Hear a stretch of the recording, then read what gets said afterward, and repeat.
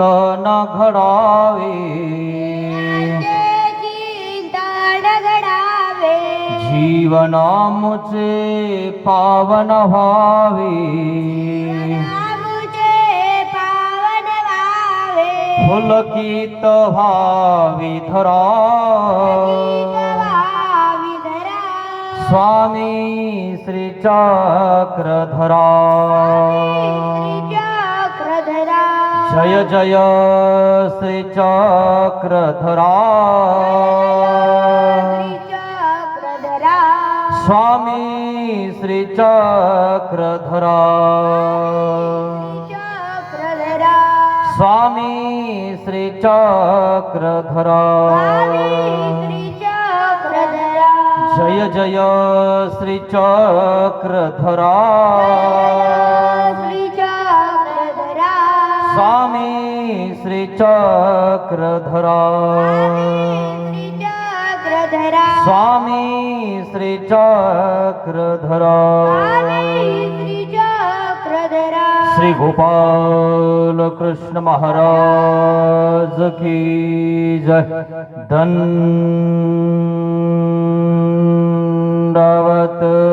हो।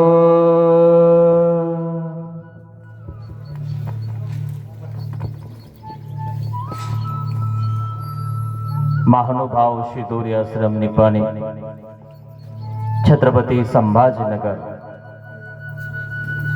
येथून आलेला हा आश्रम तालुका मुदखेड, जिल्हा नांदेड, गाव बत्कलवाडी, बख्तियारपूर या गावकऱ्यांनी हा शिदोरी सत्संग आयोजित केलेला आहे। गेल्या 15 तारखेपासून आपण सर्वज्ञ श्री चक्रधर स्वामींच्या लीळांचं, तत्वज्ञानांचं चिंतन करत आहोत। खूप सुंदर असं हे गाव आहे, डोंगराच्या काठावर वसलेलं आहे। बख्तियारपूर म्हणजे बळ देणारा आहे। मुक्त्यारपूर मी म्हणलं बत्कलवाडी म्हणलं बख्तियारपूर दिसतंय। मुक्त्यारपूर आहे, मुक्त करणार, नो टेन्शन बाबा। हे की नाही?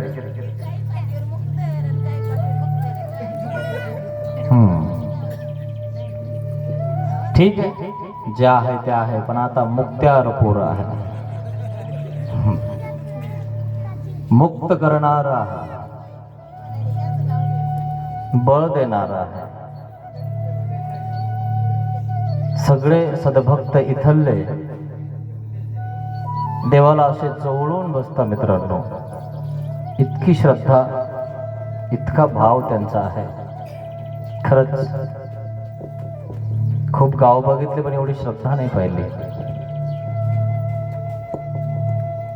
बाकी ठिकाणी बरंच काही काही असतं, पण इथं श्रद्धा एवढी आहे ना, नाही आमचा देव आहे, देव आम्ही करायला येणार, हा त्यांचा भाव आहे मित्रांनो। खूप महत्वाचं। ठीक आहे, आपल्या विषयाकडे आपण वळणार आहोत। नामे वेद, नामाने वेद निर्माण होतो मित्रांनो। तर कोणाकोणाला वेद झाला, या नामाने वेद कसा झाला, आणि म्हणून आपल्याला नामाचा वेद बघायचा आहे। नामे वेद, वेद म्हणजे आवडी, आवडी म्हणजे सवडी, ज्याला हे आवडी त्याला हे सवडी। नामे वेद, नामाने वेद निर्माण होतो। वेद शक्ती एक असते मित्रांनो, ती वेद शक्ती तुमच्या अंतःकरणामध्ये त्या ठिकाणी टच केल्या जाते। सर्वज्ञ श्री चक्रधर स्वामी तुम्हाला ती शक्तीचा संचार करतात, तो नामे वेद आहे। नामे वेद, जर तुम्हाला परमेश्वराने शक्तीचा संचार केला, वेद दिला मित्रांनो, काही वेद संचारी आहेत, वेद संचारी जर दिला ना मित्रांनो, तर त्याची श्रद्धा डगमगत नाही मित्रांनो. त्याला कोणी काही सांगू द्या, कोणाचंही सांगू द्या, तो डगमगत नाही मित्रांनो. त्याला म्हणतात नामे वेद. आणि जो डगमगतो ना मित्रांनो, तो संस्कार दुबळा त्याचा तो वेद असतो. संस्काराने सुद्धा वेद निर्माण होतो. तुम्ही पूर्वज इथं संस्काराने आलेला असतात आणि संस्कार बळाचा काही वेद असतो. संस्कार तुमच्याकडे असतो म्हणून तुम्ही काही लोक देवधर्म करतात. पण काही लोकांना परमेश्वराने वेद दिलेला असतो आणि तो वेद जो संचारी असतो ना, तो वेदवंत मित्रांनो डगमगत नाही. त्याचा वेद डगमगत नाही, त्याची भाव श्रद्धा डगमगत नाही. तो असा वेद आहे. आणि म्हणून कोणालाही जर असा वेद जर दिला, तर किती राक्षस माणूस असला तर तो जाग्यावर येतो. आणि म्हणून एका नागाला वेद दिलेला आहे आमच्या स्वामींनी. नामे वेद नागदेवाचार्य. नागदेव आचार्य नावाचे एक पुरी पांढरी या गावातले नागदेव आचार्य त्यांचं नाव होतं. आचार्य त्यांना नंतर म्हटलं गेलं, पण त्यांचं नाव नागदेव होतं. जणू काय नाग तो होता. आणि म्हणून त्या नागदेवाची कथा सर्वज्ञ श्री चक्रधर स्वामी सांगत आहेत. प्रत्येक माणसात नाग असतो मित्रांनो, फक्त तो काही कायमापर्यंत फुसफुस करत नाही. आणि एखाद्या नागाला तुम्ही वारंवार काड्या टोचत राहिले ना, ते म्हणतं ठीक आहे पोर आहे, ठीक आहे पोर आहेत, ठीक आहे पोर आहेत. पण एकदा फणावळ काढतो फुसकून दिशी, अरे बाप रे साप आहे, पळा. कौरक दम धरायची मित्रांनो. आणि म्हणून तसा नाग होता, इतका जबरदस्त होता मित्रांनो. सर्वज्ञ श्री चक्रधर स्वामी त्याची कथा सांगत आहेत. तेच कसे म्हणाले, उमाईसा भेटी, महादाईसा उमाईसा भेटी. महादाईसा त्या नागदेवाची चुलत बहिणा, उमाईसा हे सक्की लहान बहिणा. सारंग पाणी भट्ट हा मोठा भाऊ, आन वैजोबा हा त्याच्यापेक्षा लहान नागदेव आचार्य मधला. आन वडिलाचं नाव माधव भट्ट, आईचं नाव आबाईसा. असं एक कुटुंब आहे मित्रांनो, ब्राह्मण कुटुंब आहे. ब्राह्मण आहे ते, पण सर्वज्ञ श्री चक्रधर स्वामींचा वेद निर्माण झाला मित्रांनो. ब्राह्मण सुद्धा उपदेशी झाले, ब्राह्मणाने सुद्धा महानुभाव संप्रदाय स्वीकारला. काय जे कर्मठ आहेत ना, कर्म करणारे आहेत ना, जे कर्मठ गती त्यांची आहे, ते सुद्धा जे कुलकर्णी, ते तुम्हाला तुमच्या त्या कुलकर्णीनं काय केलेलं आहे तुम्हाला कानामध्ये सांगितलेलं आहे. आणजो त्या कुलकर्णीचा पगडा तुमच्या डोक्यात आहे मित्रांनो. देवबाप्पांनी सांगितलं असं म्हणतात, त्यांनी सांगितलं असं म्हणतात. अजून लोक वळत नाही. हुंडा खाऊ घालता कावळ्याला मोक्षाला जाता. आम्ही जिडे कपडे घालून फिरू राहिलो, अजून आम्हाला मोक्ष होईना. हुंडा खाऊ घातला की मोक्ष, हुंडा खाऊ घातला की मोक्ष. मला तर असं वाटतंय बस कावळे पाडून ठेवावा आणि मरतानी घरच्यांना सांगावं फक्त एक हुंडा खाऊ घालायचा, मोक्ष. एक हुंडा खाऊ घातला की मोक्ष निर्माण होतो. काय गरज आहे सकाळ संध्याकाळ दुपार सगळ्या आरत्या म्हणून राहिलो, आम्ही देवपूजा करून राहिलो, दंडवत घालून राहिलो. इतकं करायची तर गरजच नाही. एकच फक्त गोळा आणायचा आहे, पिंड त्याला म्हणता. हाड्या हाड्या ये ना हाड्या, खाय ना हाड्या. त्याला सकाळी सकाळी भूक लागलेली नसते म्हणून ते उतरत नाही. जरासं ऊन लागतं, मग इकडं तिकडं फिरतं आणि मग इकून तिकून येतं. आणि मग ते कुलकर्णी म्हणतं, काय म्हणतं, तुमच्यात जीव नाही, मधव्याला द्या, मधव्याच्या हातात द्या. मधव पुढे येतं, सगळे केस काढित. इथं एक केस देईना, तिथं सगळे केस देत. पाहिलं ना, इथं 4 केसाची बाई पण ती म्हणती मला वरमाई व्हायचंय, माझ्या डोक्यावर राव द्या, मी वरमाई होणार आहे. देते का 4 केस? बिलकुल नाही. तिथं सगळे काढून देतो, तरी कावळा खात नाही, तर याच्याकडून त्याच्याकडे देतो. म्हणतो तू घे, तुझ्यात जीव आहे. इकून तिकून मंत्र म्हणतो, इकून तिकून मंत्र म्हणतो, त्याला भूक लागलेली नाही, मंत्र बदलतो, मणी तिसऱ्याच्या हातात द्या, तोरक 1 घंटा जातो, त्याला भूक लागून जाते. कावळ्याला असे कावळे काही मोक्ष खाऊ घातले की मोक्ष, खाऊ घातले की मोक्ष. पाहिलं ना, अशी अंधश्रद्धा आहे. तिघालाही नाही, तिघातही जीव नाही, एकच पोरगी होती, मग ती आली का नाही, म्हणे तिच्या हातात द्या, 1 घंटा पुन्हा गेला, म्हणे दादा घ्या. कावळ्याला भूक लागली खाल्ला, म्हणे दादाचा जीव हिच्यात अडकला होता.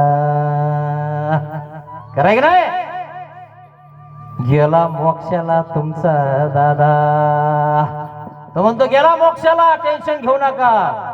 मग वर्षाला कशाला जेवायला बोलवता?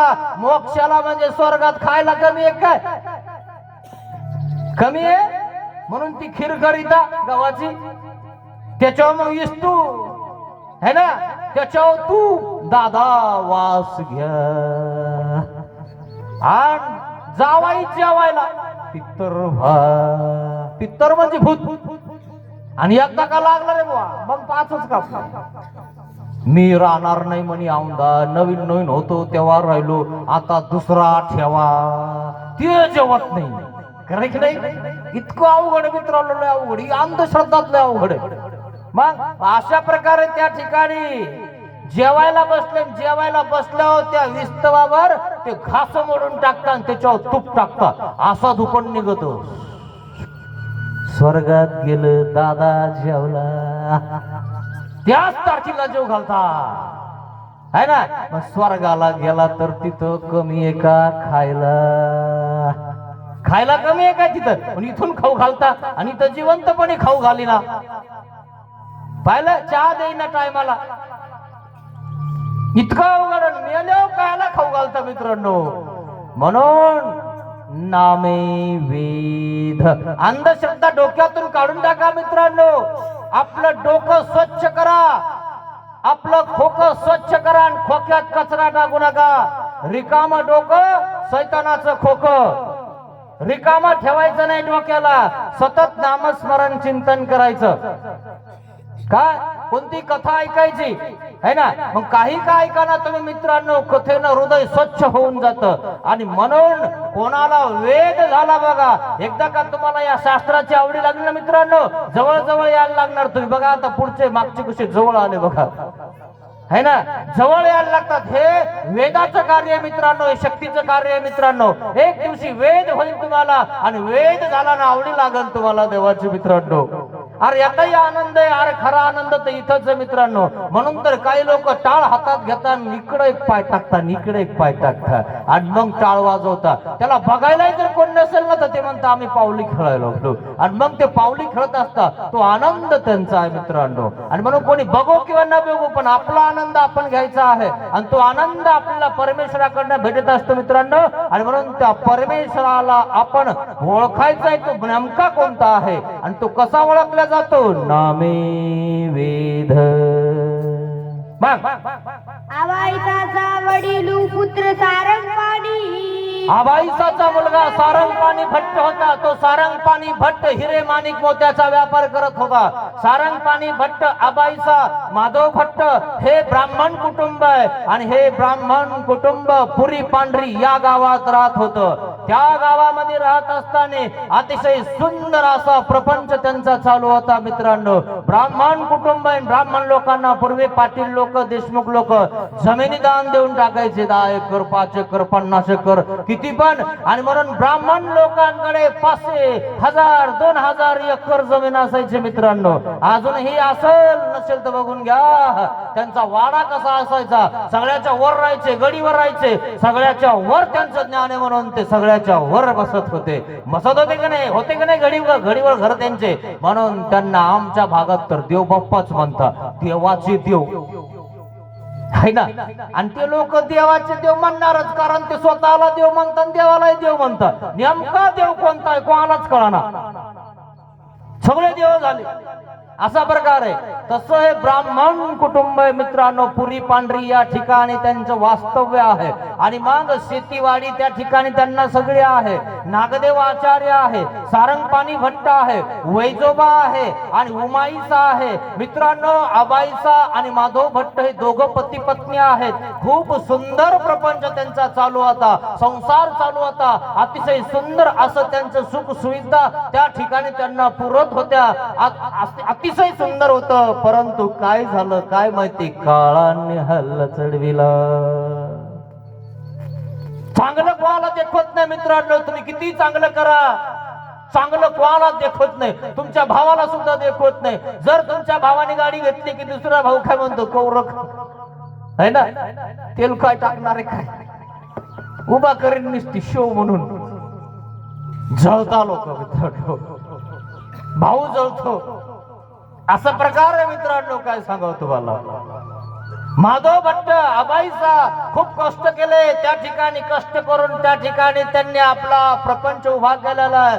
पण अचानक बूड म्हणजे खोड ओल मांडून पडलं. माधव भट्टांनी डोळे मिटले. माधव भट्ट देवदर्शनाला गेले. आबाईसाला दुःख झालं. माझा आधार गेला, आम्हाला सांभाळणारा गेला. दुःख करायला लागले. देवाला सोसवलं नाही, देवाला देखवलं नाही. आम्ही आनंदित राहत होतो, आम्ही प्रपंच करत होतो. कोणाचं काही घेतलं नाही, कोणाचं काही चोरलं नाही, कोणाला काही बोललो नाही. आम्ही अजून काही दिवस ठेवलं असतं माझ्यासोबत तर मला बरं वाटलं असतं. माझी उमाईसा आहे, महादाईसा आहे, वैजोबा आहे, सारंगपाणी भट्ट आहे, नागदेव आचार्य यांचं थोडस बघू द्यायचं होतं देवानी यांना. माधव भट्टाने डोळे मिटून घेतले मित्रांनो. काही काळ लोटला. सगळी जबाबदारी आबाईसावर आली. आबाईसा घर चालवायला लागले मित्रांनो. लहान लहान लेकरं आहेत. 3 मुलं आणि 1 मुलगी आणि दुसरी देराची मुलगी महादाईसा, ती पण सोबत आहे. अशा प्रकारे सगळी जबाबदारी आबाईसावर पडलेली आहे आणि आबाईसा त्या ठिकाणी आपल्या लेकरांचं संगोपन करत आहे. सगळं व्यवस्थित करत आहे. आपल्या मुलाला तिनं शिकायला टाकलं. नागदेव आचार्याला वेदाचा अभ्यास करण्यासाठी वेधशाळेमध्ये शिकायला टाकलं. सारंगपाणी भट्ट त्या ठिकाणी शिक्षण घेऊन रत्नाची परीक्षा करायला लागला. सोन्याचा, हिरे माणिक मोत्याचा व्यापार करायला लागला. पुन्हा घर आईनं जाग्यावर आणलं. आधार गेला म्हणून काय झालं, पण खरा आधार तर आता उगत होता ना. पण त्याला पाणी घालणं आईचं काम होतं आणि म्हणून ती पाणी घालत होती त्या झाडांना, त्या चौघांना ती पोसत होती. शिकवलं, सगळं केलं. वैजोबाकडे शेतीवाडी दिलेली आहे. असं सगळं चालू असतं आणि उमाईसाचे हात पिवळे केले मित्रांनो.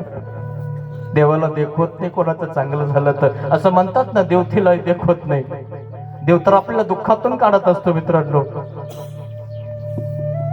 उमाईसाचे हात पिवळे केले आणि काही दिवस नाही राहिले तर पिवळे हात पांढरे होऊन गेले. उमाईसा विधवा होऊन गेली. माधव भट्टांनी डोळे मिटले. उमाईसा विधवा झाली आणि महादाईसाचं लग्न केलं. पूर्वी लग्न पाळण्याला बासिंग होतं मित्रांनो. 2-4 वर्षात लग्न करून टाकायचे लोक. इतके वचनाला पक्के होते मित्रांनो. बस तुझ्या घरी मुलगी, माझ्या घरी मुलगा, मित्र जर असतील ना तर तुझी मुलगी माझ्या मुलाला, इतकं म्हणायचे. पाळण्याला बासिंग बांधायचे. झालं लग्न. अशा वेळेस जर पाळण्यातून बाहेर निघूस तर ते बाळ मेलं तर ती मुलगी विधवाच राहत होती. हिला बाळ विधवा म्हणतात मित्रांनो. असे पूर्वीचे लोक काही आहेत की बस लग्न एकदा झालं ना की पुन्हा लग्न नाही.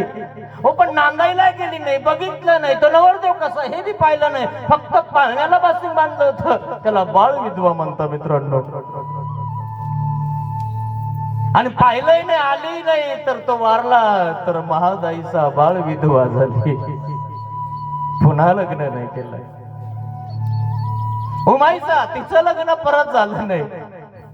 काय करणार विधवा स्त्रिया मित्रांनो. विधवा स्त्रिया काय करत असतात, एक तर भागवत पुराण पोथी ऐकत असतात.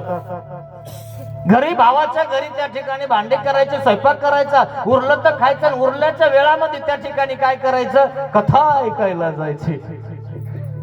अशा प्रकारे या दोघी जणी त्या होत्या. सारंगपाणी भट्टाने हिरे माणिक मोत्याचं दुकान टाकलं.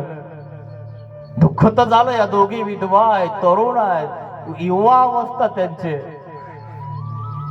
सारंगपाणी भट्ट आपल्या घरी लक्ष्मी आणत होता. हा बैसाचा हा मोठा मुलगा आहे मित्रांनो.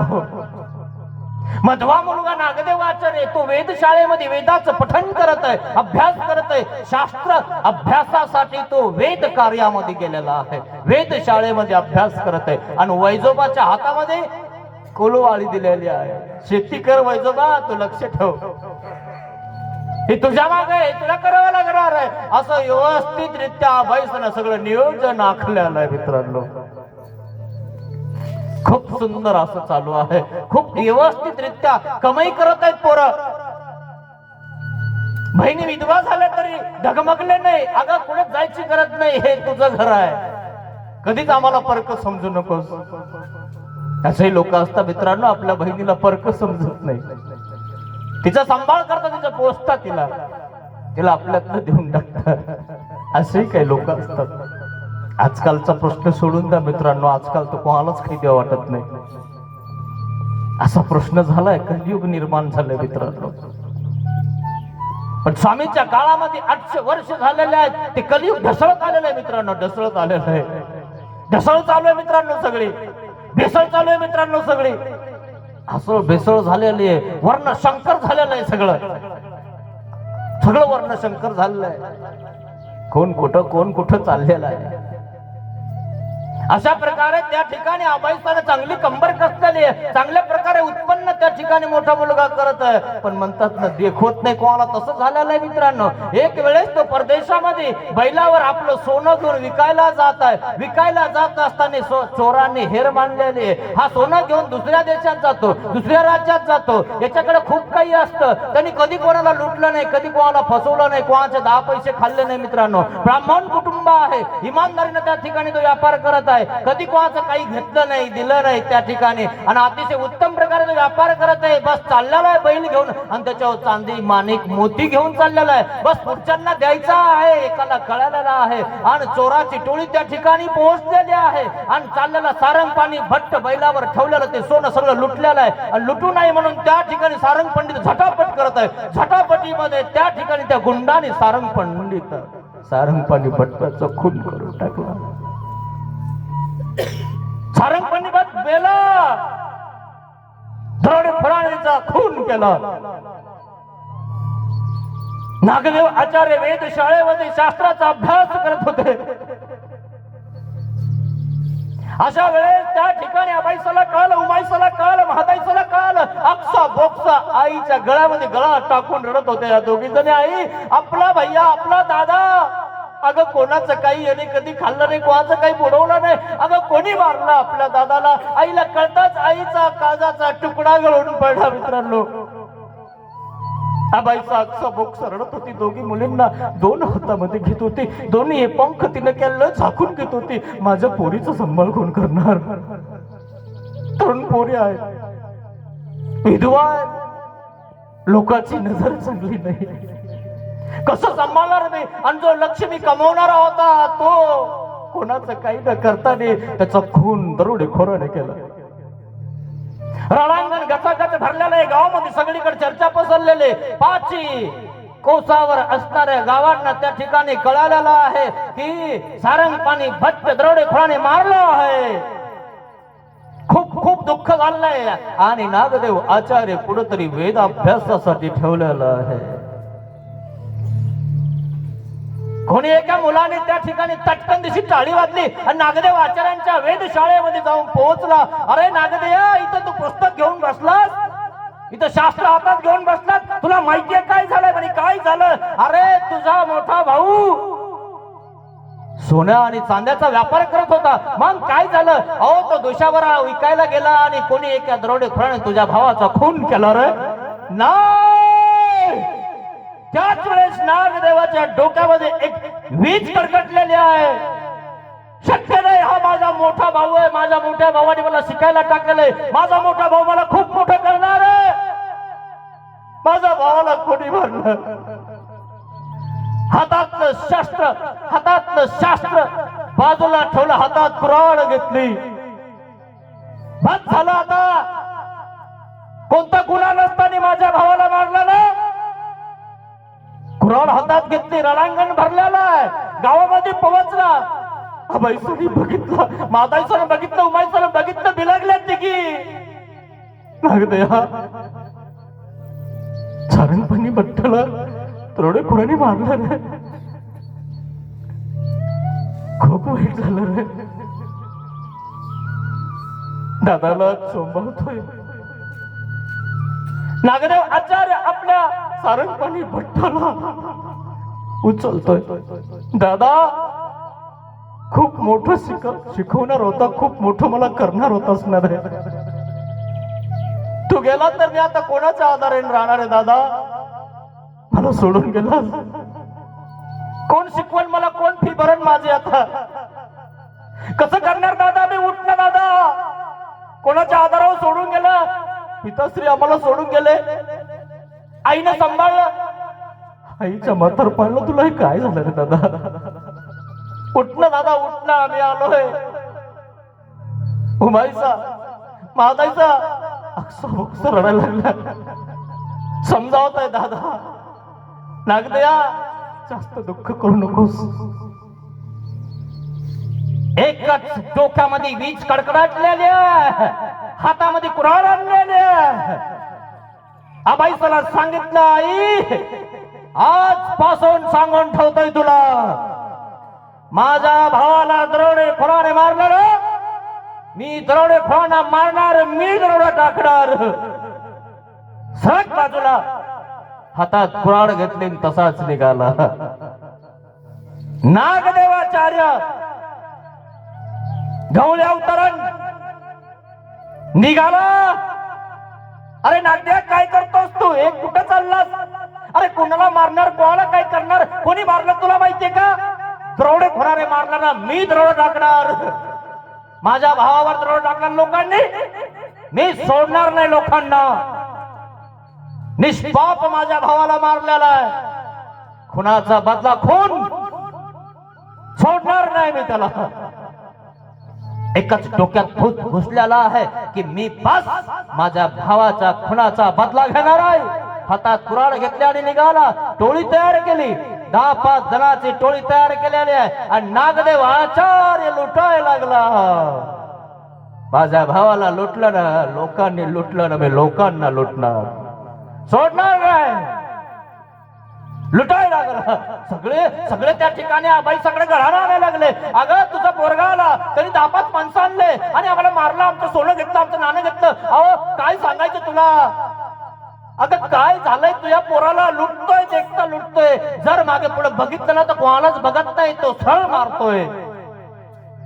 दहशत निर्माण केली नागदेव आचार्यांनी. एकही नागदेव आचार्याकडे वर तोंड करून बघत नव्हतं, डोळ्यामध्ये डोळे बघून कोणी बोलत नव्हतं. नाग आहे तो. माझ्या भावाला मारला ना, या पंचक्रोशी मध्ये जर कोणी माझ्या सोबत हात मिळवण, या दहशत निर्माण केली नागदेव आचार्य जर कोण्या गावात गेले मित्रांनो, बस बाया सगळ्या कवाड लावून घ्यायच्या. कवाड लावल्यावर सुद्धा तो कवाड तोडून आतमध्ये जायचा. आतमध्ये गेल्यानंतर त्यांच्या अंगावर जे सोनं आहे, नाणं आहे, शिवणपीस आहे, जे काही आहे, ज्या ठिकाणी बायांना माहिती झालं की नागदेव आलेला आहे, त्याची टोळी आलेली आहे, त्याच ठिकाणी ते कानं तोडायचे, नातीतले तोडायचे, सगळं काढून खाली पुरून टाकायचे, कुणाला घालायचे. नागदेवाच्याला वाटलं पाहिजे आमच्या या ताईच्या बघण्यामध्ये काहीच नाहीये, लुटून न्यायचा. माझ्या भावाला लुटलं, मी लुटणार, असा नागदेव आचार्य मित्रांनो.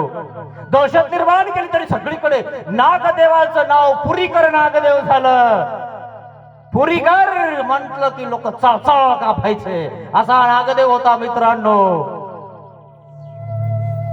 बस भावाचा बदला घेण्यासाठी सैरावैरा धावत आहे. जिकडे तिकडे दहशत निर्माण केलेली आहे. सगळं घरानं आईकडे येत आहे आणि मग आई त्या गावात राहत होती. आई म्हटली हे गाव मला सोडावं लागणार आहे. असं पोरग माझ्या पोटाला नसतं आलं तर बरं झालं असतं. काहींच्या पोटाला अशी मुलं येऊन जातात मित्रांनो की त्या बापाला लाज वाटून जाते की हा माझा मुलगा आहे.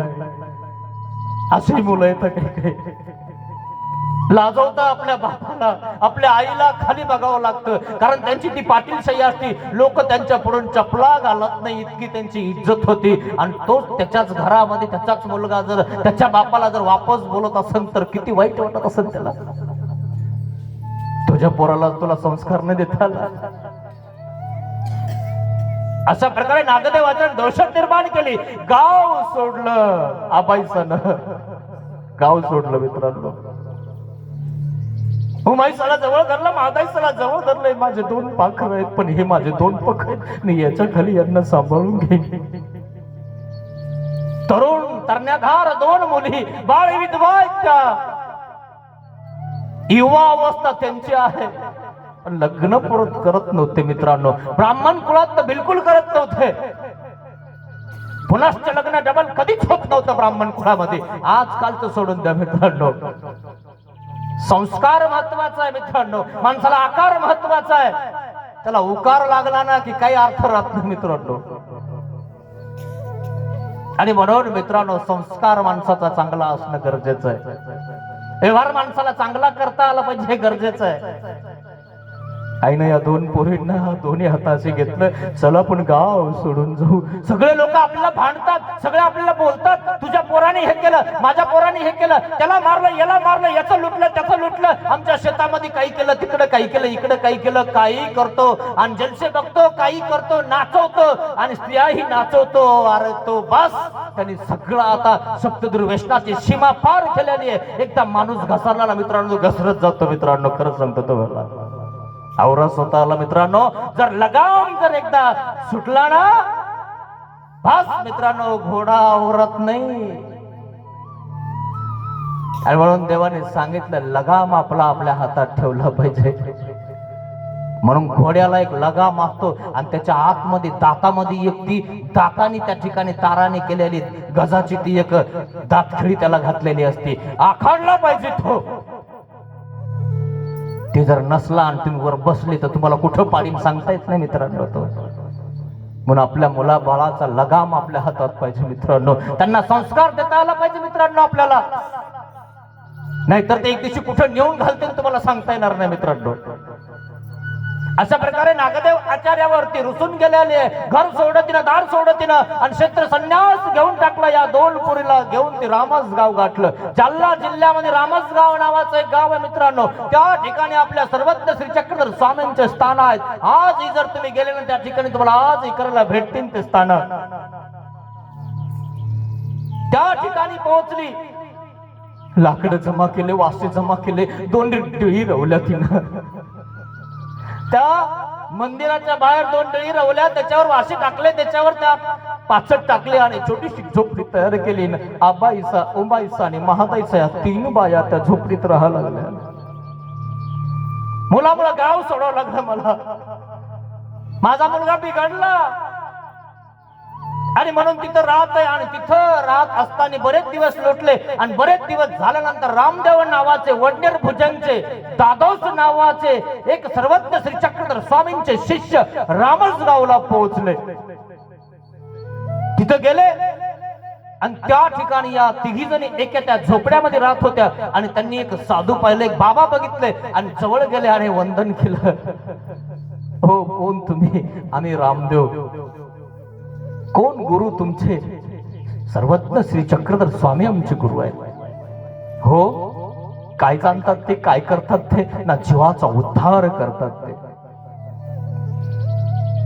अशा प्रकारे त्या ठिकाणी रामदेव नावाचे दादोस नावाचे एक संन्यासी स्वामींचा शिष्य नागदेव दादोस त्या ठिकाणी पोहोचले आणि त्यांची मैत्री झाली आणि झोपडीमध्ये बसवलं.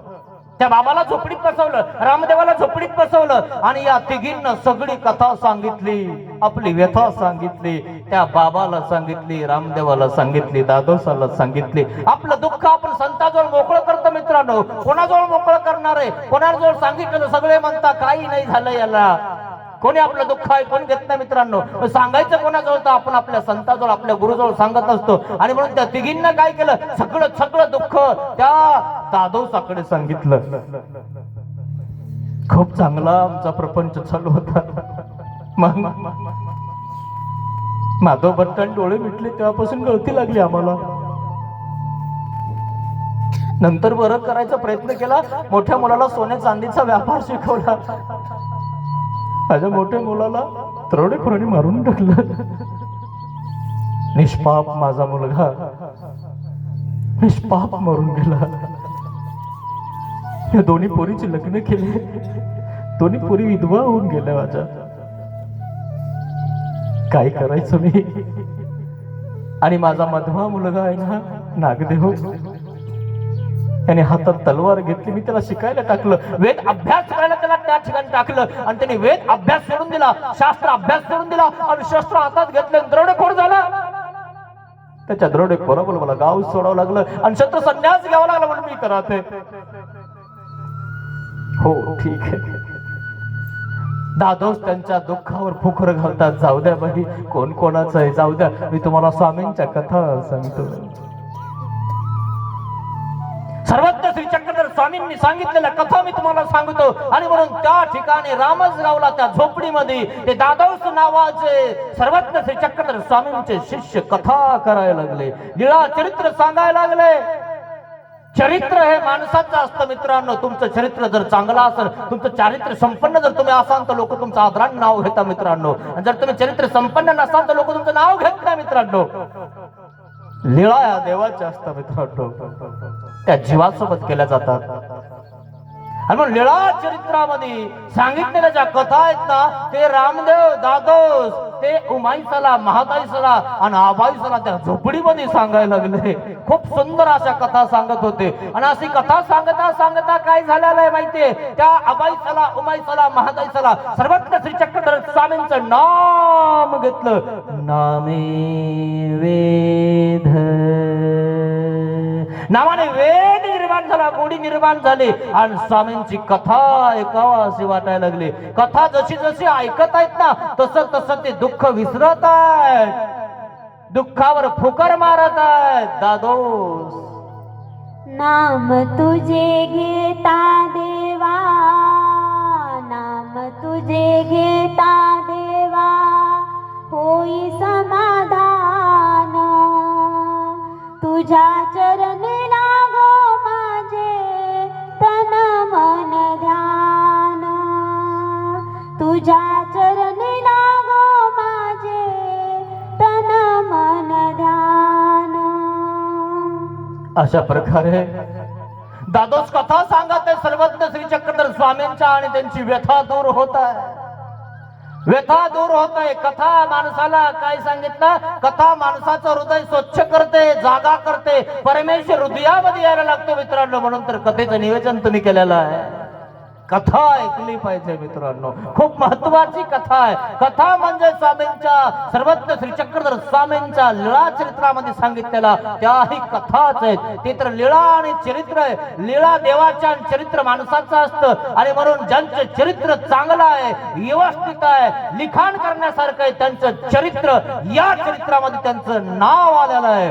अबाईसा, उमाईसा, महादाईसा, नागदेव, सारंग पाणी भट्ट, वैजोबा, त्यांचं चरित्र या ठिकाणी लिखाण केलं गेलं, इतिहास लिखाण केला मित्रांनो. जर तुमचं चारित्र्य चांगलं नसेल ना तर गावात सुद्धा तुमचं नाव कोणी घेत नाही, गावात सुद्धा कोणी तुम्हाला विचारत नाही, गावात सुद्धा तुमचा इतिहास नसतो. अहो घरापुरता सुद्धा काही लोकांचा इतिहास नसतो. घरात सुद्धा म्हणतात बरं झालं मेलं गेलं झालं.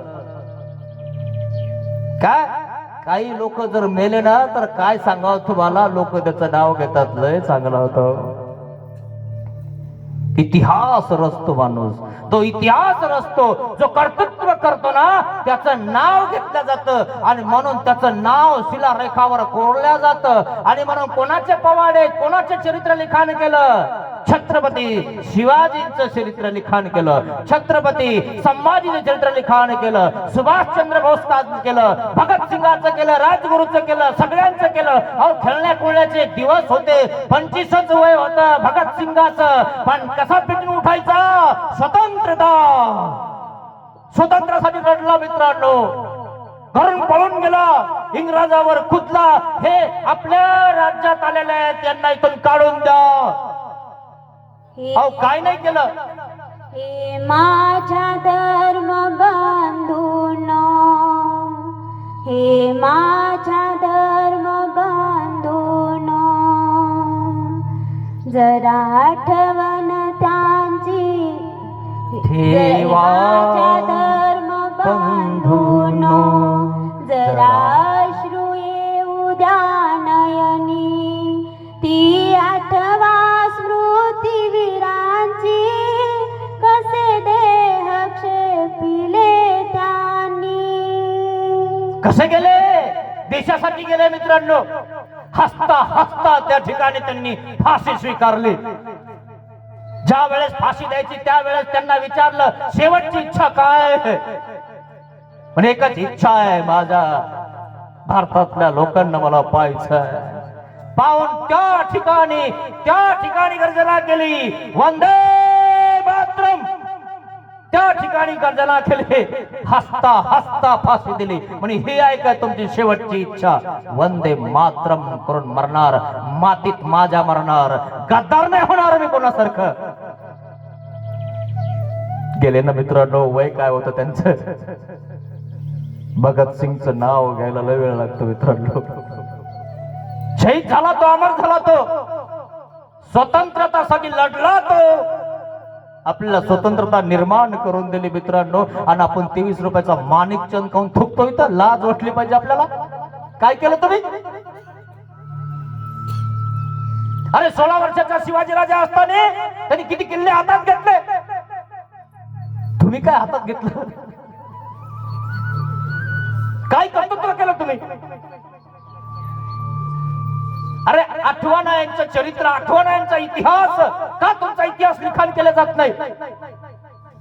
वागायला तसं का लिखाण केलं जात नाही? कसंही वागायचं, कसंही चालायचं, कसंही बोलायचं, कोणकडे बोलायचं, स्वार्थपर जगायचं. अरे कोण विचारणार तुम्हाला? कोण तुमचं चरित्र लिखाण करणार?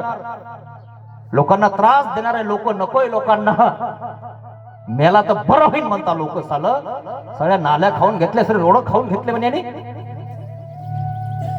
असा प्रकार आहे मित्रांनो. नाल्याही पुरत नाही लोकांना. अरे इमानदारीने राहा, देव सगळं देईन तुम्हाला, सगळं करीन तुम्हाला. अशा प्रकारे स्वतंत्रतासाठी लढले. आता आपल्याला काय करायचंय, कशासाठी लढायचंय? आणि म्हणून आमच्या देवाने सांगितलं आचार मालिकेमध्ये, स्वातंत्र्य हा मोक्ष, पारतंत्र्य हा बंध.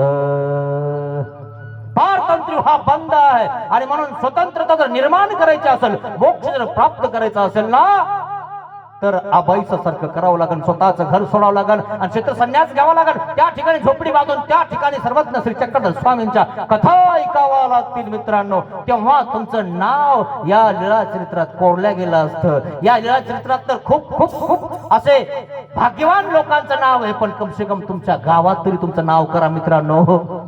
इतकं तरी चांगलं जगा, जेणेकरून लोक म्हणले पाहिजे चांगलं होतं. इथल्या इथेच सोडून सारे, इथल्या इथेच सोडून सारे, निघून जासी क्षणात मानवा, राहू नको तू भ्रमात. मित्रांनो भ्रमात राहू नका, जावा लागन, हवा निघून जाईल, सगळं इथं राहून जाईल मित्रांनो. नम्रता धारण करा, काही अर्थ नाही. तसाच तर नाग आहे. त्या ठिकाणी कथा सांगत आहेत दादोस, आणि त्यांच्या 2 मुली आहेत, महादाईसा आणि उमाईसा. तेही तरुण आहेत.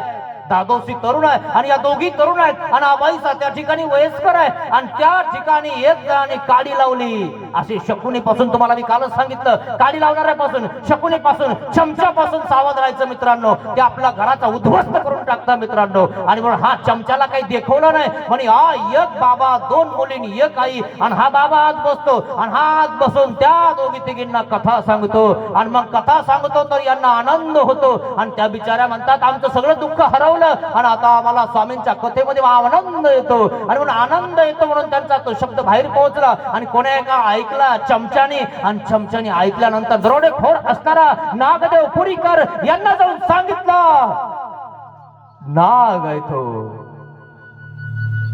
त्याला सगळे लोक घाबरतात. पुरीकर म्हणलं की सगळे लोक सैरावैरा पळतात आणि त्यांच्या आईवर आणि बहिणीवर जर कोणी नजर उठून जर बघल डोळे काढून घेईन तो. नाही लक्ष दिलं तरी अभिमान इतका असतो ना मित्रांनो आपल्या बहिणीचा, आपल्या आईचा, कुठेही राहू, पण जर वर नजर करून बघाल ना डोळे काढून टाकीन तो. काडी लावली एक जण, अरे म्हणे काय करतोस इकडं, नुसता फिरतोस इकडं, 10-12 जणांची टोळी घेऊन फिरतोस, तुला कळतं काय? म्हणे काय झालं? अरे तुझ्या आईने क्षेत्र संन्यास घेतला, ते झोपडी बांधून एका बाबाला आतमध्ये आणलं आणि त्या बाबाकडून कथा ऐकतात आणि त्या बाबाकडनं त्या दोघींना त्या ठिकाणी आनंद होतो म्हणा. काय यासाठी झोपडी बांधली तिला तिथं? तसाच निघाला, हातात तलवार घेतली. कुठं आहे ती? रामसगाव गाठलं. रामसगावला पोहोचला नागदेव आचार्य आणि मग इतके मोठाले केस आहेत, लाल डोळे आहेत, धिप्पाड शरीर आहे, हातात तलवार आहे, आल्याला आहे. आबाईसाला बघितलं, मादाईसाला बघितलं, उमाईसाला बघितलं आणि दोघी सरकावले आईकडे. आई दादाला तर आपलं काही खरं नाही. त्या ठिकाणी कथा चालू होती. कथा चालू असताना त्या ठिकाणी तो पोहोचला. हातात तलवार घेतलेली आहे, हातात तलवार घेतली. बघितलं झोपडीमध्ये कोण आहे? झोपडीमध्ये दादोस होते. कथा चालू होती. त्या ठिकाणी सर्वज्ञ श्री चक्रधर स्वामींची कथा चालू असताना या दोघींनी बघितलं, आई बघ जरा मागे वळून, दादा आलेला आहे. अगं काय करायचं आता, कसं करायचं आता काय होणार आपल्याला? आणि म्हणून त्या ठिकाणी उभा राहिला आणि त्या दादोसाच्या चपला बाहेर होत्या, त्या चपलामध्ये तलवार घातली. महात्म्या तिथून अजून धर्म माझ्या हृदयात शिल्लक आहे. जशी या चपलात तलवार घातली ना तशी तुझ्यात घायला मला वेळ लागणार नाही. जास्त बोलायला लावू नकोस. हो तिथून ते दादोस संन्यासी लोक सात्विक मित्र कमंडलू हातात घेतलं, आपला दंडू हातात घेतला, पटकर झटकवलं. आबाईसाला बोलले नाही, उमाईसाला बोलले नाही, महादाईसाला बोलले नाही आणि घाबरत झोपडीच्या बाहेर निघाले. झोपडीच्या बाहेर निघाल्यानंतर दादोसाने चपला लांब फिरकवल्या, तलवार अशी केली, नीट निघायचं. दादोस घाबरले. बापरे, कोण आहे? यांचा भाऊ, हिचा मुलगा, इतका जबरदस्त, इतका भारी नाग आहे हा. सांगत होती आबाईसा, सांगत होती निवळ नाग आहे, निवळ वीस त्याच्या डोक्यात भरलेला आहे, साधा सुद्धा नाही.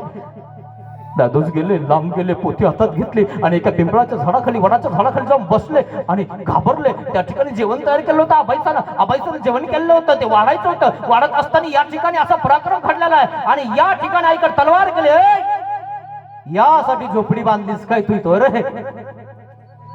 यासाठी इथं क्षेत्र संन्यास घेतलास? अरे नीट बोल. एक तरी वासा या झोपडीला तू लावलास का? अरे तुझ्यासाठी घर सोडावं लागलं, गाव सोडावं लागलं. अरे माझ्या पोटाला नसता आलं तर बरं झालं असतं.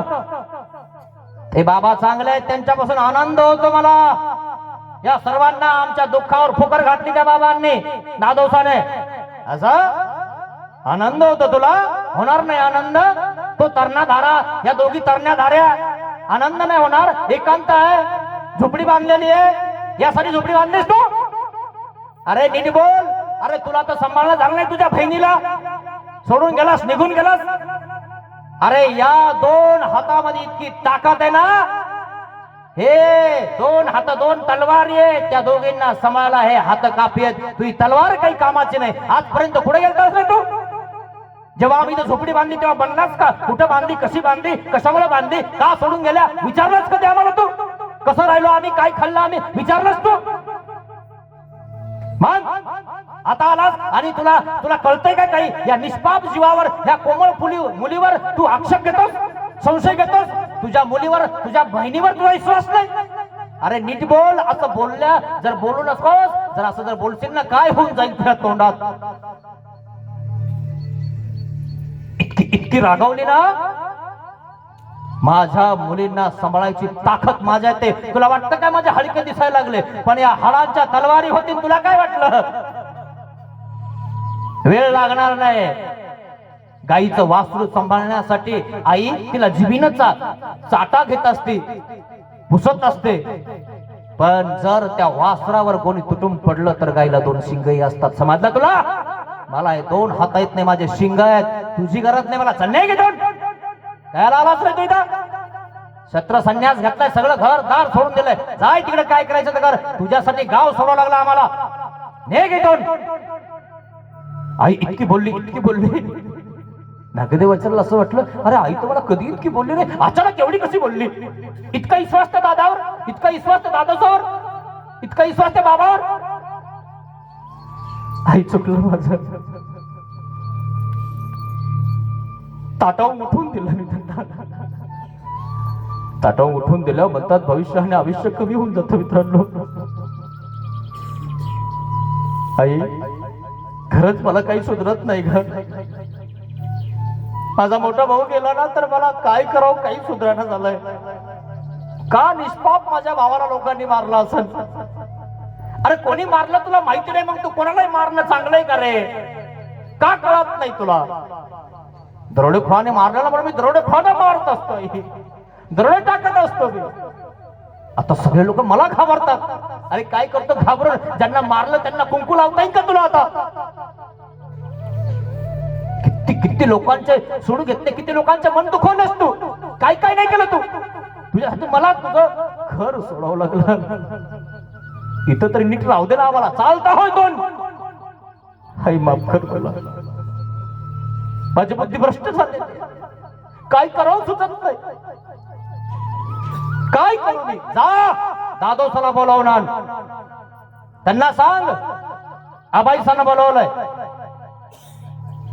नागदेवाने विचार केला, साधू असेल तर येईन परत, आणि जर साधू नसेल तर ते राग भरण मनामध्ये, तिकडच बसून रुसून. साधूला राग नाही पाहिजे मित्रांनो, रुसा फुगा नाही पाहिजे मित्रांनो. त्याला म्हणतात साधू. साधू या शब्दाचा अर्थ काय होतो? साधू धूत राय 6 दोष, राग द्वेष काम क्रोध मद मत्सर याचा त्यागो, याची नाव आहे साधू की. धूत राहिलं पाहिजे सकाळपासून. तिने चुकलं माझं, मी तुम्हाला बोललो बरं का, वाईट बोललो. धूत राहायचं स्वतःला मित्रांनो, म्हणून त्याला अवधूत पण म्हणतात. जय जय अवधूत प्रभुराय का म्हणतात? अवधूत आहे तो. श्री दत्तात्रय महाराज वैराग्य. अशा प्रकारे मित्रांनो तो साधू असतो. जा बोलावून त्यांना. आबाईचं बोलवलं असं सांग, तुम्हाला जेवायला निष्पन्न केलेले पदार्थ मी तुम्हाला वाढणार आहे, परत या. वडाखाली बसलेला दादोस त्या ठिकाणी बसलेला आहे, आपली पोथी बघत आहे. आणि हा नागदेव तिकडं येत आहे. घाम फुटला दादोसाला. म्हणजे हा तर इकडंच येत आहे, हातात तलवार आहे. आता काय होणार माझं? काही दादोसाना त्या ठिकाणी आईनं काही सांगितलं नाही, उमाईचं काही सांगितलं नाही, म्हाताईचं काही उलट सांगितलं नसेल. मी तो कोणालाच काही बोललो नाही, हात लावला नाही, काही बोललो नाही, काही माझा प्रश्नही नाही. पण काही सांगता, यांनी जर काही सांगितलं असेल तर 2 तुकडे करून टाकीन माझ्या हातात. काय सांगता लोक, आजकाल लोक असेही निघाले मित्रांनो. खोटं बोलून काही करायला लागतं मित्रांनो. आक्षेप घेता मित्रांनो, संशय घेता मित्रांनो, आणि पुढच्याला मारून टाकायचा एक भेद करता मित्रांनो. असेही लोक जन्मले मित्रांनो. असेही काही स्त्रिया त्या जन्मलेल्या आहेत मित्रांनो. कधी सुखी राहणार नाहीत त्या. असे लोक आहेत, स्वार्थासाठी काही करते मित्रांनो. दादोस घाबरले मित्रांनो. वडात खाली बसलेले दादोस पोथी बघायला लागलेले. नागदेव येत आहे, खाली बघत आहे, वर बघत आहे. पोथी जवळ घेतली, नागदेव दिसला नाही पाहिजे. आता कुठं पळायचं? हातात तलवार आहे, नागदेव तर येत आहे. मग काय करायचं? मग कसं होणार? आता नागदेवाने जर काही केलं तर आपलं काय होणार? आणि म्हणून पोथीकडे बघत आहे, आता वरही बघत नाही. आपली पोथी चांगली वाचत आहे, जवळ घेतलेली, दिसला नाही पाहिजे. नागदेव आला, तलवार अशी रवली आणि खाली बसला. बापरे म्हणे, आता इथं येऊन बसला. घामाच्या धारा लागल्या बाबाला. काय करतो काय माहिती, काय विचारतो. नाग आहे तो. प्रश्न केला, तुमच्याकडनं आनंद होतो म्हणे. आनंद? दातच थोडेसे नरमले म्हणे, काहीतरी विचारायच्या मागं दिसतोय. थोडीशी पोथी अशी ठेवली आणि म्हटले, आमच्याकडनं आनंद होईलही आणि नाहीही, परंतु आमचे देव श्री चक्रधर नामे वेद, नामाने वेद झाला. नागदेव आचार्यांना सुखानंद संचरला. नामे वेद, वेद संचरला. नागदेवाचा नाग उतरला. नागदेवाचे विष उतरले आणि त्या सुखानंदामध्ये डोलाय लागला. श्री चक्रधर स्वामींचे नाम घेतले आणि नागदेव शांत झाला आणि डुलत बसला. नामे वेद. बस सुखानंद प्रगटला. तुम्हालाही गुरु आहेत? हो. अहो तुमच्यापासून आनंद होतो मी असं ऐकलं. हो आमच्याकडनं होतोही किंवा नाहीही, परंतु आमचे स्वामी श्री चक्रधर स्वामी त्यांच्याकडनं वेद होतोच. आणि वेद संचरला, आवडी संचरली, हातातली तलवार भिरकावून दिली. खरं सांगत होती माझी आई, माझी बहीण उमाईसा माझी लाडकी बहीण आहे. महादाईसा ती लाडकी आहे. त्याच्यावर संशय घेतला मी. तलवार चालवायचा विचार केला. झोपडीत बांधून दिलं नाही, त्या झोपडीत कशा राहिला कधी विचारलं नाही.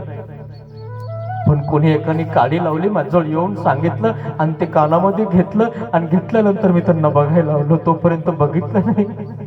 दोष बघण्यासाठी माणूस किती धावून जातो मित्रांनो, पण गुण कोणी बघत का?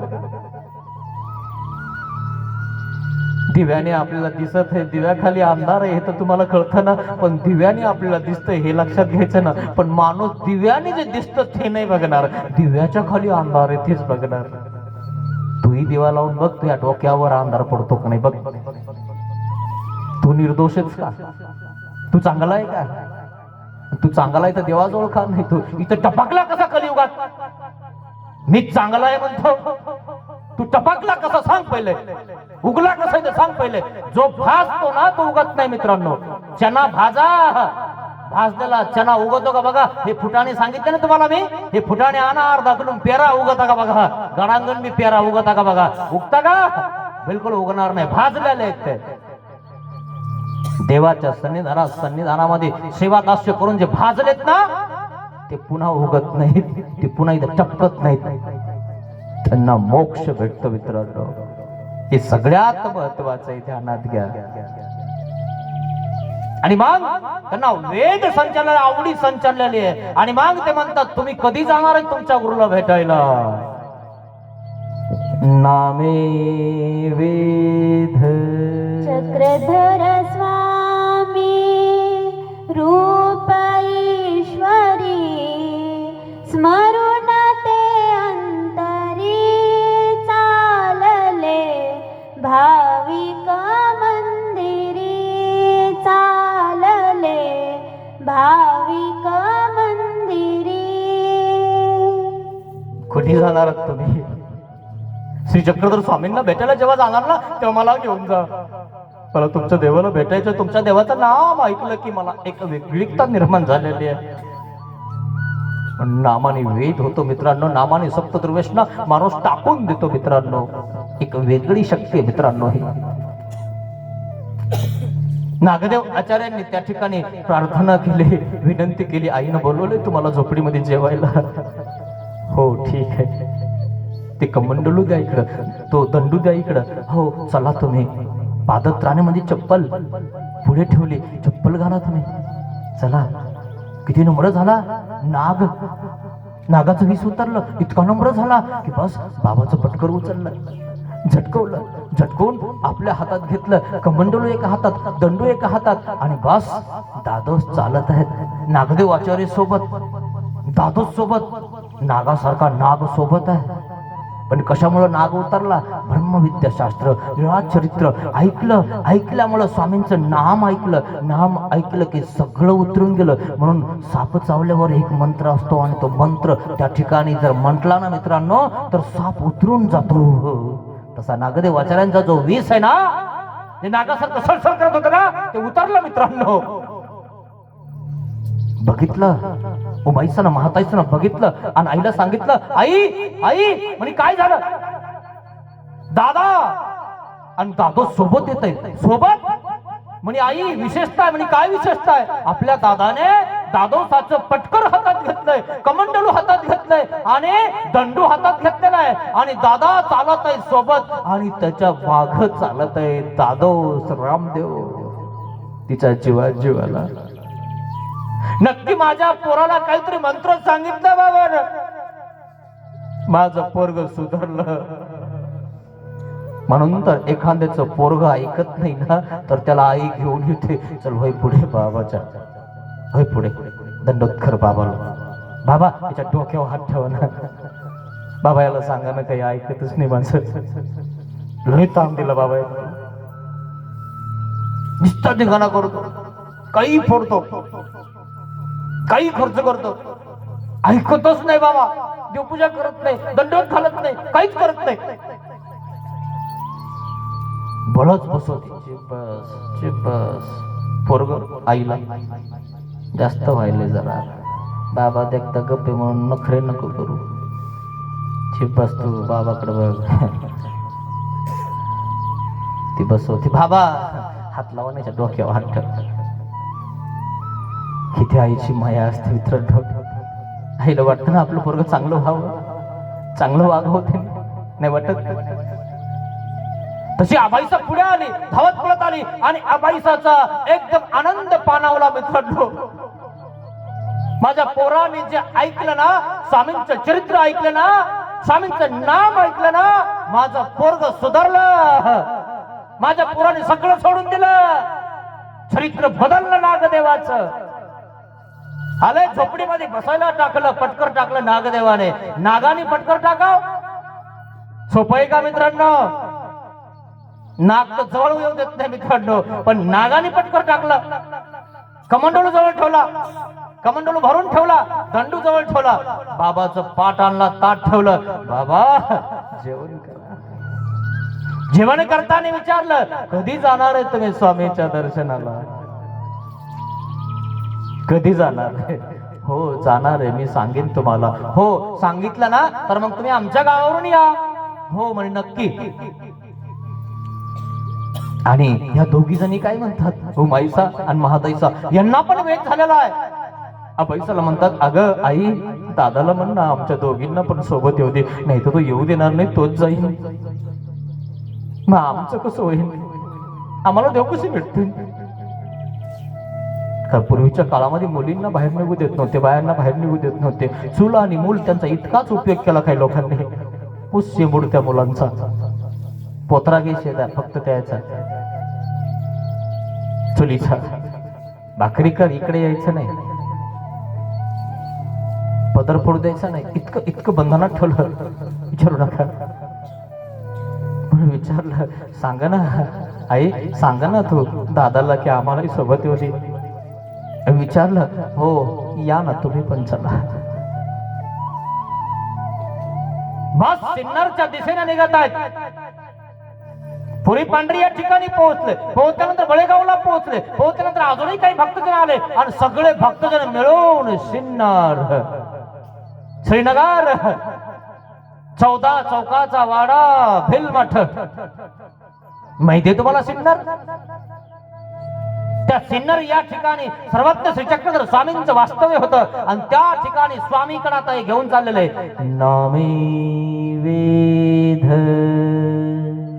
नावाने वेद निर्माण होतो, आवडी निर्माण होते. आवडी निर्माण झाली की सवडी भेटते. आता इतकी सवड भेटली, आता कोणताच त्या ठिकाणी हेरा शिल्लक राहिलेला नाहीये. आणि मग निघाली दिंडी सिन्नरच्या दिशेनं.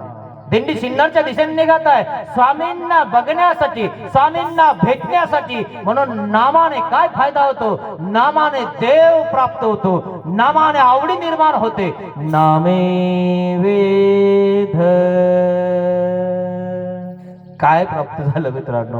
वेद निर्माण झाला नामाने.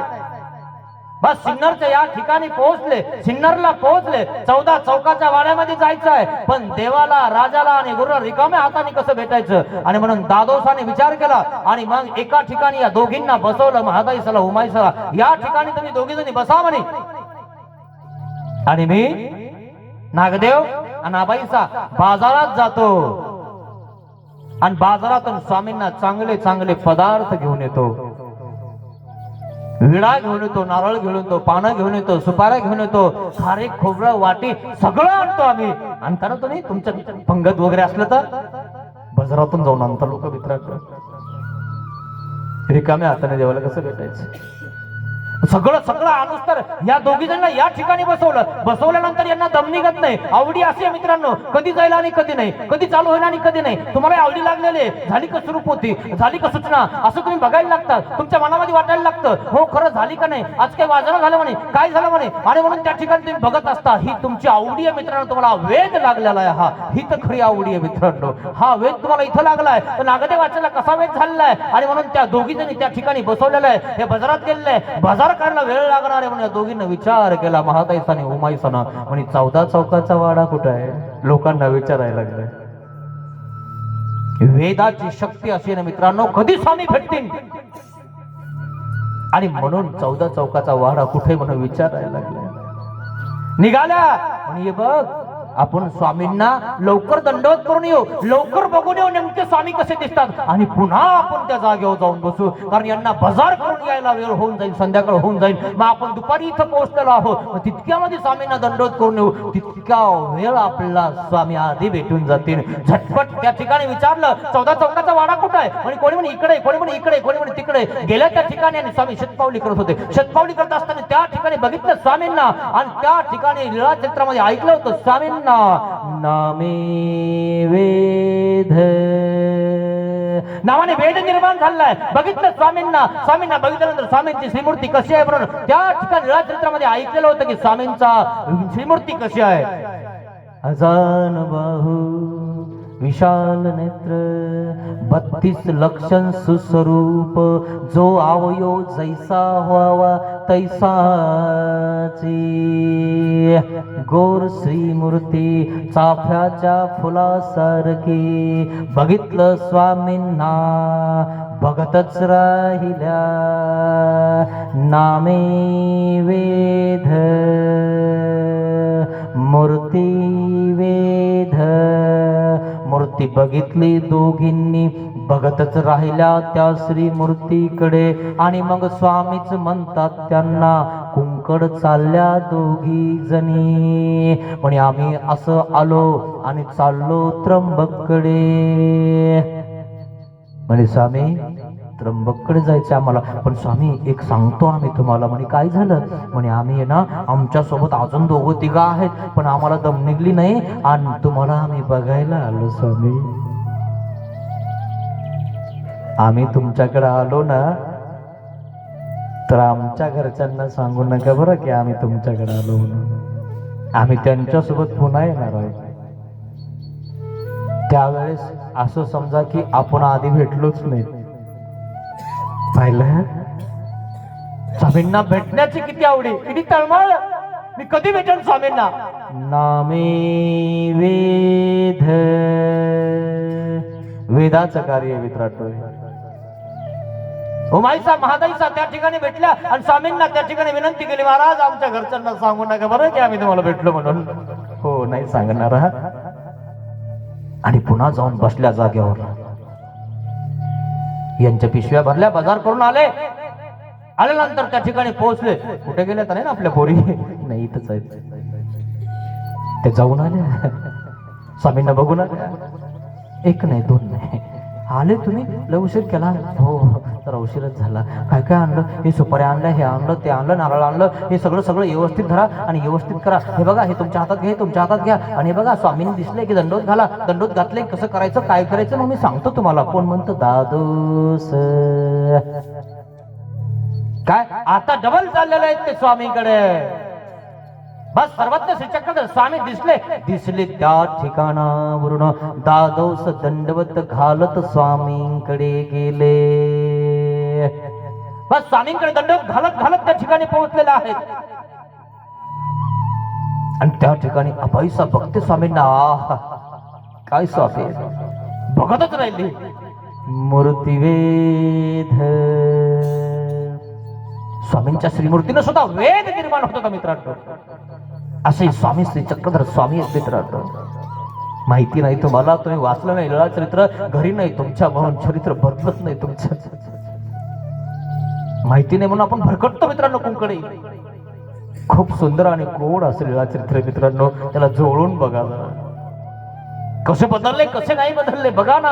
किती डाकू होता, किती मोठा होता, सप्तदुर्वेशना आचरणारा तो नागदेव होता, दहशत निर्माण करणारा नागदेव. तो त्या ठिकाणी स्वामींचा विडा अवसर घेऊन येतो आणि विडा हातात घेऊन रांगेत उभा राहतो.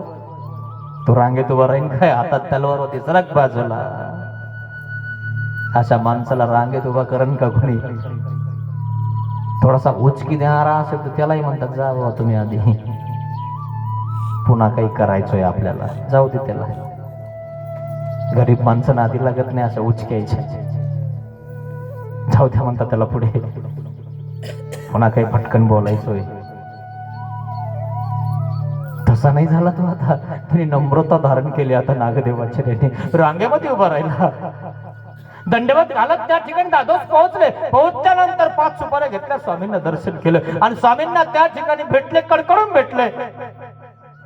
एकमेका भेटले हे भेटलयाचा पडजाय. देव तर भेटायला आपल्याला नाही मित्रांनो, पण संत आहेत ना आपल्याला भेटायला. मग संतांना जाऊन भेटलं पाहिजे मित्रांनो, आपल्या गळ्याला लावलं पाहिजे. त्यांनी नाही लावलं आपल्याला म्हणून काय झालं, आपण त्यांना लावलं ना तर आपल्याला परमेश्वर भेटल्याचं गोप्ट प्राप्त होतं मित्रांनो. चालता फिरता आपल्याला त्या ठिकाणी गोमट घेता येत नाही मित्रांनो. एखादा व्यक्ती म्हणतो जाऊ द्या, पण तसं नाही मित्रांनो. आपलं गोमट बघा, आपल्याला गोमट पाहिजे, आपल्याला योग्यता पाहिजे, आपल्याला मोक्षाचा रस्ता पाहिजे मित्रांनो. एकदा का मोक्ष झाला ना बस हेवे देवे फुगा फुगी काही आपल्या जवळ राहणार नाही मित्रांनो. आणि म्हणून जितके साधू, जितके संत, जितके स्थान, जितके प्रसाद करता येईल ना तितके करत राहा मित्रांनो. विजनी बसला भिक्षुक दुर्लभ आहे मित्रांनो. कोणाचा तिरस्कार करू नका, सगळे चांगले, मीच चांगला नाही. त्यांच्यामुळे तर आपल्याला परमेश्वरापर्यंत जाता येतं. आणि आपण त्यांनाच जर त्या ठिकाणी म्हणलो ते चांगले नाही तर मग आपण चांगले आहेत का?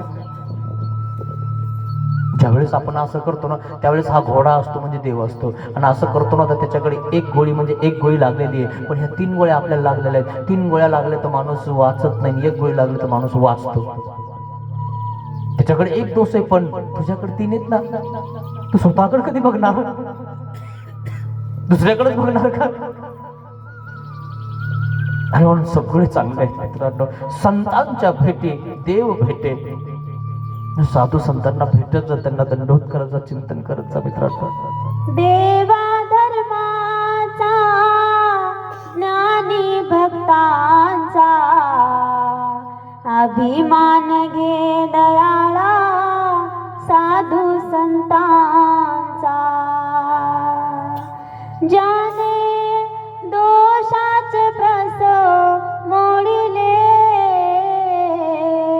तो भक्त खरा, तो ज्ञानी खरा. भक्तासारखं वागा मित्रांनो, ज्ञान्यासारखं वागा. ज्ञानी आहे जर आज्ञानासारखं जर क्रिया करायला लागला ना तर तो ज्ञानी नाही.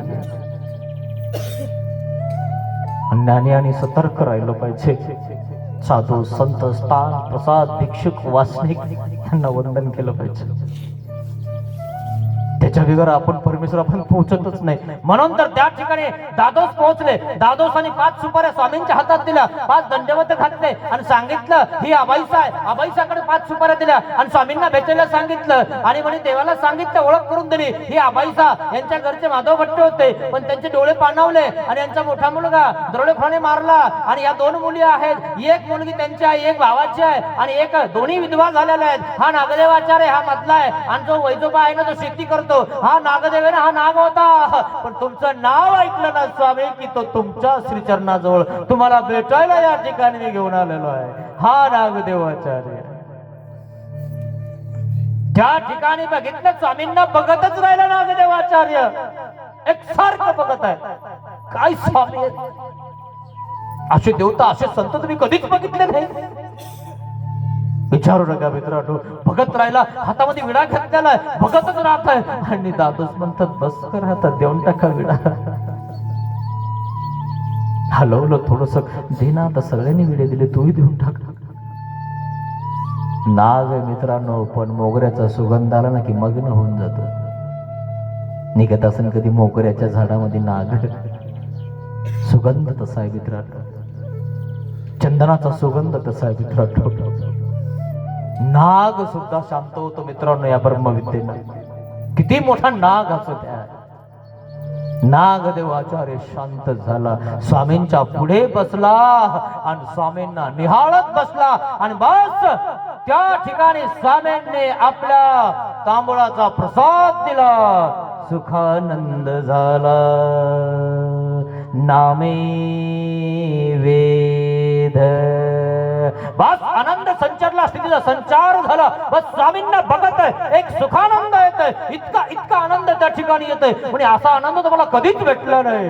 ही काय दैवी शक्ती आहे. स्वामींजवळ उठावा वाटना, सगळं सोडून देणार आणि स्वामींजवळच राहणार असा विचार मनात करायला लागला. हा तर नाग होता ना, हा तर चंदनाचा सुगंध याला लागू राहिलाय.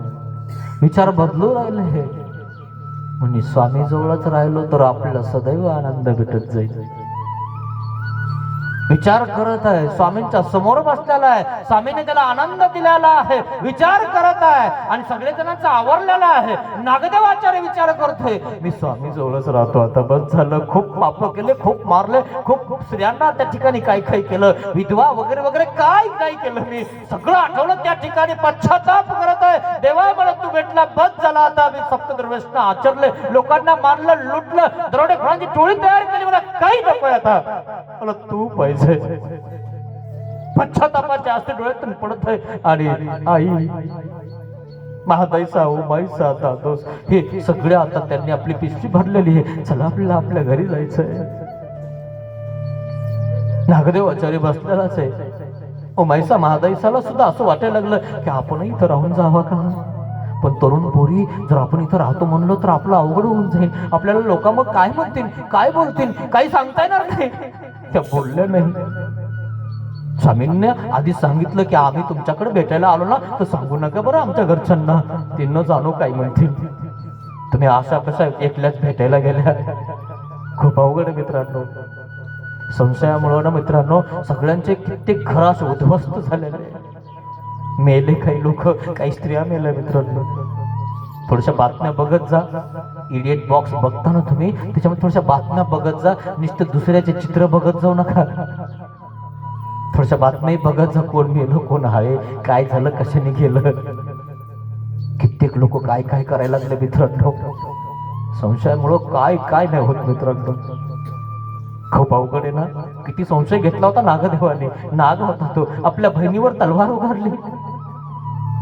दुसऱ्याच्या सांगण्यावरून आपण आपल्या घरच्यांना त्या ठिकाणी काही समजतो मित्रांनो.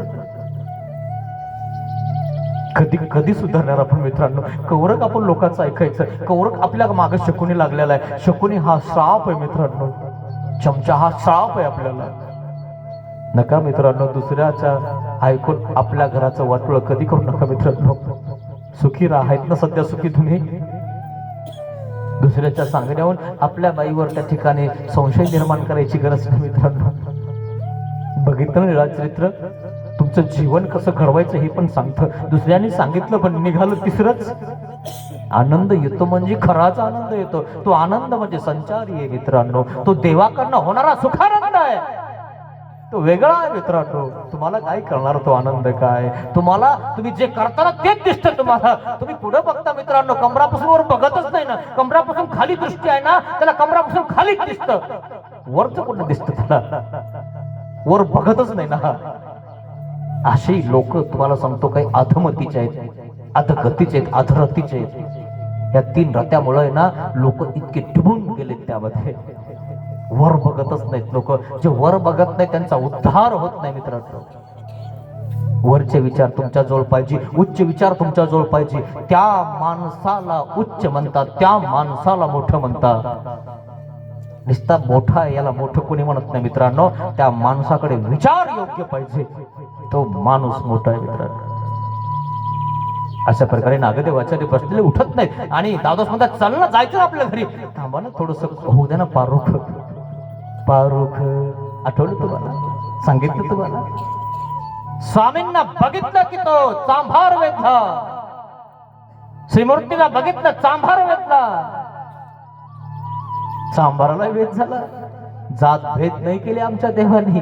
हे अमके, हे तमके, हे पाटील, हे देशमुख, हे येशीचे, हे असं काही नाही केलं. मातंगाला सुद्धा मातंगाच्या हाताने देवाने लाडू खाल्ला.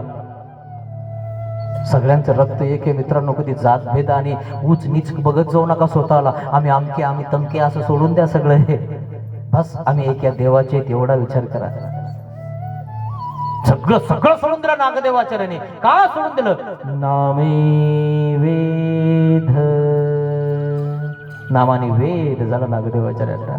राहावा असं वाटत आहे पण हे माग लागलेले ना फासे. कर्मानुबंधीनी मनुष्य लोके. राहावं असं वाटत आहे पण कसं म्हणावं आता, लगेच इथं राहावं म्हणून. नागदेव आचार्याला त्या ठिकाणी दादोसाने आणलेलं आहे आणि दादोसाचा शिष्य आता नागदेव झालेला आहे एक प्रकारे आणला तसा. तर मग आता जास्त अधिकार होय माग मग शिष्य. अशी काही लोक आहेत मित्रांनो. हा माझा शिष्य आहे, तू नखरे नको करू है ना. माझ्याच पाया पडायचं, इकडं तिकडं जायचं नाही. असं बांधलेले काय लांब दूर है ना. देव तर सोडायला लागले, तू तर बांधायला लागला. तसंच झालं दादोसाला. लय अवघडे. दादोस म्हणतोय नागदेवाला उठ लवकर, जायचंय आपल्याला. म्हण नाही मी थांबून जातो इथं. आबाईसाला बाजूला घेतलं, कानात सांगितलं आणि म्हणे पाय ना आपलं पोरग इथंच राहतो म्हणतो. जरा सांग त्याला समजावून, चल म्हणा घरी. ती शेती कोण करण? हो अरे वा. आणि इकडे तलवार घेऊन फिरतो तेव्हा काय करत होता? आणि आता स्वामी जवळ राहतो म्हणलं तर राहू दे ना. झाली की नाही पंचायत? किती अवघड आहे मित्रांनो.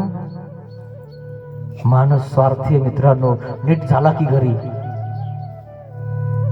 येडे धडे साधे भोळे भोळे सगळे देवाला. नीट झाले की हो पळाले.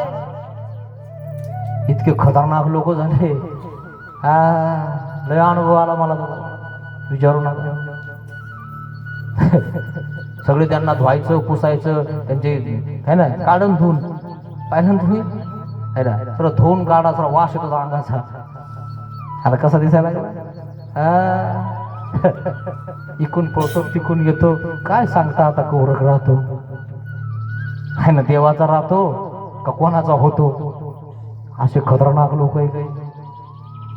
तसा नागदेव तिथं राहायला बघू राहिला पण दादोस म्हणला चल उठ. इथं राहायला बघू राहिला म्हणे हा पैसा याला गे लवकर घरी. इकून तिकून उठवला, जावा वाटला पण बळच निघाला. एकदा दोनदा तीनदा चारदा पाचदा सहादा बहुत झाला. 7वी भेटी अनुसरण नामे अनुसरण. ते नामे अनुसरण या फायद्यामध्ये सांगणार आहे की नागदेवाचं अनुसरण कसं झालं. नामाने वेद त्याला झालाय पण नामामुळं अनुसरण सुद्धा होत.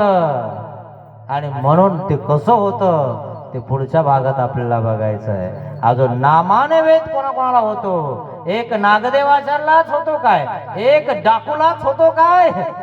ना, राजालाही वेद होतो. आणि म्हणून वेरूळ या ठिकाणी सर्वज्ञ श्री चक्रधर स्वामी असताना राजाला सुद्धा वेद झाला. मग राजाला झाला काय? राजाच्या प्रजाला झाला. प्रजाला झाला काय? अन्य संन्याशाला झाला. अन्य संन्याशाला झाला काय? सगळ्या जनतेला झाला. दांडी आड दांडी सर्वज्ञ श्री चक्रधर स्वामी एलापूर एलोरा या ठिकाणी चतुर्विध मठामध्ये स्वामी वास्तव्याला, त्या ठिकाणी जिकडं तिकडं वेद शक्ती संक्रमिले. सगळे राजकीय क्षेत्रातले राजे, संन्यासी, उपाधिक, मंडळीक सगळे लोक स्वामीच्या पोथीला नामे वेद, नामाने वेद निर्माण होतो. आणि म्हणून त्या राजाला वेद झाला. तो कसा राजा आहे? कोणता राजा आहे? तो आपल्याला उद्या बघायचा आहे की राजाला सुद्धा वेद निर्माण होतो मित्रांनो. आणि म्हणून तो आपण उद्या बघणार आहेत. आज आपण नामाने वेद बघितला, पण अजूनही कोणाला वेद होतो ते उद्या बघायचंय. आणि तो राजा नेमका कसा होता तो आपल्याला उद्या या ठिकाणी कळणार आहे. राजा काय करतो आणि त्याला मधले चमचे सांगणारे कसे असतात आणि त्याला दर्शनाला कसे जाऊ देत नाहीत हे पण उद्या आपल्याला बघायचे. म्हणून या चमच्यापासून सावध राहा. हे चमचे जाऊच देत नाहीत देवाकडे. जा लागले की बापरे लय देव करायला लागला. देवच उतरण खाली आता कुठून येऊ राहिलं पाहिलं का म्हणे. बाबा 8 वाजल्यात हजर. उतरला म्हणायचं आता श्रीकृष्ण महाराज खाली. हे असे चमचे असतात काही. लय अवघड आहे मित्रांनो. देवधर्म करणं अवघड आहे. तपश्चर्या आहे खूप अवघड आहे. म्हणून ती उद्या कळणार आहे तुम्हाला. 3दा राजाला सुद्धा वापस पाठवता लोक. आपल्या हातातून गेलं नाही पाहिजे. राजगुरू असतात ना तिथं, आपल्याकडून गेलं ना आपल्यापेक्षा भारी गुरु भेटला ते आपलं राहायचं नाही. किती किती अवघड आहे मित्रांनो. अरे निराभिलास सेवा करा मित्रांनो, सगळं भेटून जाईल तुम्हाला. काय अभिलाष करताय शिष्या शिकणीचा? सहज भेटून जातील तुम्हाला. काय म्हणता मला एक द्या, मला एखादा शिष्य बघा. काय बघता काय मागता है ना. अरे हाय ते घरचे सोडून आलो, दारचे सोडून आलो, आई सोडून आलो, भाऊ सोडून आलो आणि हेच काय दिवा लावणार आहेत का नाही. पण आपुला तो देव एक करून घ्यावा. कोणी वाचविना एका श्री चक्रपाणी वांचुनी. राहिले तर रा सोबत, नाही राहिले तर जा. कोणाचं कोणा वाचून काही बंद पडत नाही. हा राजा बघू आता उद्या कसा देवाकडे तो. तत्पूर्वी आपलं इथं आता या ठिकाणी नामे वेद हा ही कथा नागदेवाचार्याची मी तुम्हाला सांगायचा प्रयत्न केलेला आहे. आजपर्यंत असा वेद आपल्याला लागला नसेल तर देवाला क्षमा मागा की महाराज नाम ऐकलं तर मी कसा तरी नाम जप करत जाईन, एवढा तरी मला वेद लागू दे. आजपर्यंत नाही लागला म्हणून मी माफी मागतो. पतित पावन दीन दयाळ, पतित पावन दीन दयाळ, दया करे रे स्वामी, दया करे रे स्वामी. अज्ञानाने घडले पातक, घडले पातक, मनोनी पापिया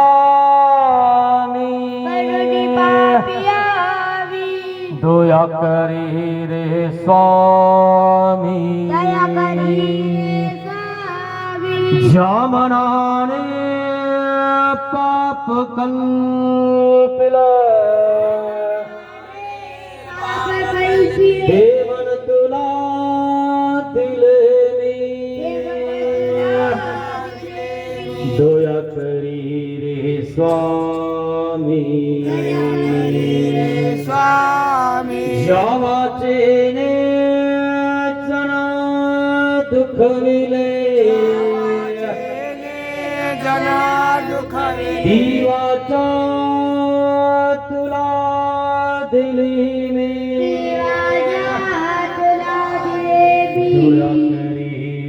स्वामी देहाने ह्या कर्म कराया दास तुझाने झालो पतित पावन दीन दयाळ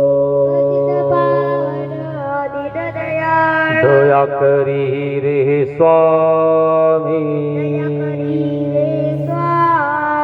दया करी रे स्वामी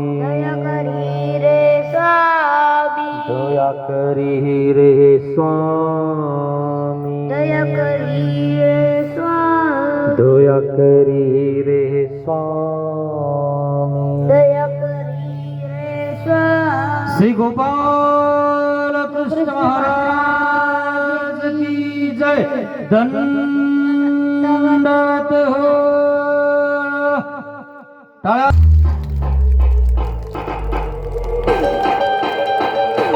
पंक्तिवाले दंड झाल्या पंक्तिवाले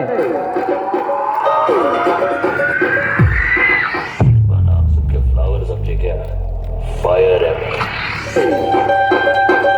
हात वर करा हात वर करा हात वर करा सगळे